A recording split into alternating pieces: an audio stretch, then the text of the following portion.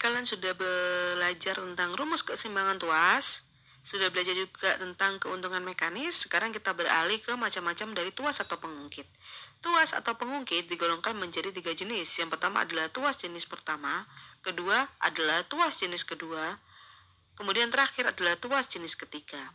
Baik, Bu Elis akan jelaskan satu-satu dan silakan kalian perhatikan gambar yang ada di slide kalian. Yang pertama adalah tuas jenis pertama. Perhatikan yang ada di tengah. Di tengah itu adalah titik tumpu. Jadi untuk tuas jenis pertama yang di tengah itu adalah tumpu. Titik tumpu diampit oleh titik beban dan titik kuasa. Diingat-ingat, tuas jenis pertama yaitu titik tumpu berada di tengah-tengah antara titik beban dan titik kuasa. Contohnya di sini adalah ada gunting, tang, dan lain sebagainya. Sudah tahu kan contohnya? Yang kedua atau tuas jenis kedua. Oke, tuas jenis kedua, perhatikan di bagian tengah. Di situ ada titik beban, di mana titik beban berada di antara titik kuasa dan titik tumpu. Diingat-ingat, untuk tuas jenis kedua, titik beban ada di antara titik kuasa dan titik tumpu. Contohnya adalah pembuka botol, pemotong kertas, dan lain sebagainya. Untuk tuas jenis ketiga, perhatikan di bagian tengah, di situ ada titik kuasa. Titik kuasa ada di antara titik tumpu dan titik beban. Contohnya di situ adalah sekop, kemudian staples dan lain sebagainya. Jadi, yang kalian perhatikan atau yang menjadi patokan adalah yang bagian tengah.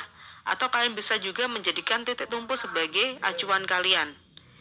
Baik, di situ kalian sudah tahu untuk jenis pengungkit atau tuas yaitu jenis pertama, kedua, dan ketiga. Pesawat sederhana yang kedua yaitu bidang miring. Bidang miring adalah papan yang digunakan untuk memindahkan benda dari bawah ke atas dengan cara mendorong. Jika kalian ingin tahu contoh bidang miring dalam kehidupan sehari-hari, kalau misalkan kalian jalan-jalan di pasar, biasanya kalian menemukan pedagang yang akan mengangkat benda di atas truk. Nah, biasanya di bagian truk bagian belakang itu biasanya diberikan papan miring yang gunanya untuk mempermudah manusia untuk bisa berjalan ataupun bisa menggeser benda yang muatannya berat. Nah, itu adalah salah satu contoh dari bidang miring dalam kehidupan sehari-hari. Usaha yang dilakukan untuk mengangkat benda langsung sama dengan usaha yang dilakukan dengan gaya F mendorong benda sejauh R. Untuk secara sistematis, bidang miring dirumuskan dengan W dikalikan H sama dengan F dikalikan dengan S. Cukup itu saja yang perlu kalian tahu untuk rumus dari bidang miring.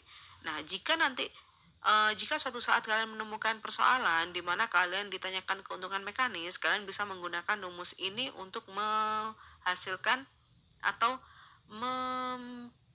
memecahkan persoalan yang kalian temui. Jadi, boleh tekankan sekali lagi, bidang miring memiliki persamaan sistematis yaitu W dikali H sama dengan F dikalikan dengan S. Itu bisa juga menjadi rumus keuntungan mekanis dari bidang miring. Untuk keterangannya, W itu adalah beban, kemudian H adalah tinggi bidang miring, F itu gaya kuasa, dan S adalah panjang bidang miring. Untuk lebih jelasnya silakan lihat pada gambar dan perhatikan keterangan-keterangan yang ada pada rumus biar kalian bisa lebih paham. Pesawat sederhana yang ketiga yaitu katrol. Katrol merupakan salah satu pesawat sederhana yang bekerja berdasarkan putaran. Katrol merupakan roda yang berputar pada porosnya. Biasanya pada katrol juga terdapat tali atau rantai sebagai penghubungnya. Jika kalian ingin tahu katrol dalam kehidupan sehari-hari, kalian bisa menemukan katrol biasanya ada di sumur kalian.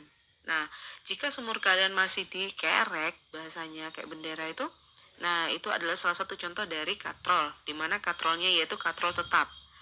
Nah, itu adalah salah satu contoh katrol dalam kehidupan sehari-hari.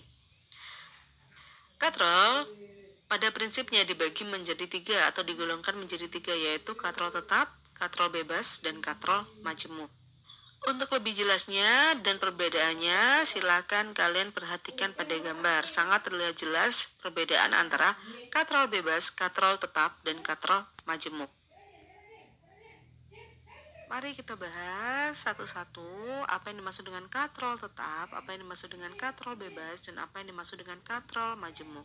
Yang pertama, katrol tetap. Katrol tetap merupakan katrol yang posisinya tidak berpindah pada saat digunakan. Jadi bentuknya atau posisinya tetap tidak berubah-ubah meskipun kalian geser atau apapun, itu bentuknya tidak akan berubah.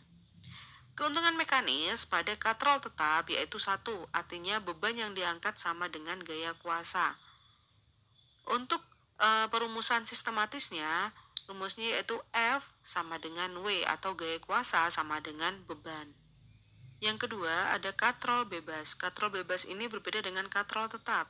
Pada katrol bebas, kedudukan atau posisi katrol berubah dan tidak dipasang pada tempat tertentu. Coba agar lebih paham, silakan kalian perhatikan gambar sebelumnya. Untuk katrol bebas, keuntungan mekanisnya itu adalah 2, di mana artinya beban yang diangkat cukup dengan setengah dari beban. Jadi untuk sistematisnya, rumusnya yaitu F sama dengan setengah W, atau gaya kuasanya itu adalah setengah dari beban. Yang terakhir adalah katrol majemuk, di mana merupakan perpaduan dari katrol tetap dan katrol bebas. Untuk lebih jelasnya, silakan kalian perhatikan di gambar. Oke, itu adalah penjelasan. Mari kita bahas. Pesawat sederhana yang keempat yaitu roda gigi atau gear. Sering kan kalian tahu yang namanya gear? Gear itu biasanya terdapat pada roda atau rantai pada sepeda kalian. Itu contoh dari gear. Gear adalah sepasang atau lebih roda bergigi yang saling berhubungan, yang berfungsi untuk meneruskan gaya dan gerakan pada sebuah mesin. Nah, anggap aja sepeda kalian itu adalah mesin. Untuk menentukan gear ini, keuntungan mekanisnya berapa? Kita bisa menggunakan persamaan M sama dengan R1 per R2 sama dengan N1 per N2, di mana M itu adalah keuntungan mekanis, kemudian R1 yaitu roda besar, R2 roda kecil, N1 banyak roda gigi besar, kemudian N2 banyak roda gigi kecil. Jadi itu adalah cara menentukan keuntungan mekanis pada gear atau roda gigi.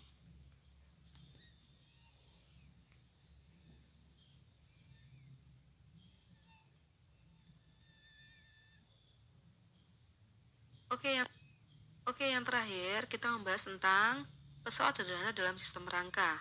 Pada dasarnya, sistem gerak kita atau sistem rangka pada manusia itu bekerja sesuai dengan prinsip pesawat sederhana. Contohnya yang pertama adalah lengan.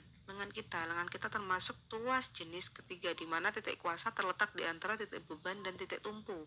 Selain itu, pada saat contohnya ya pada saat kita mengangkat barbel, telapak tangan yang menggenggam barbel berperan sebagai gaya beban.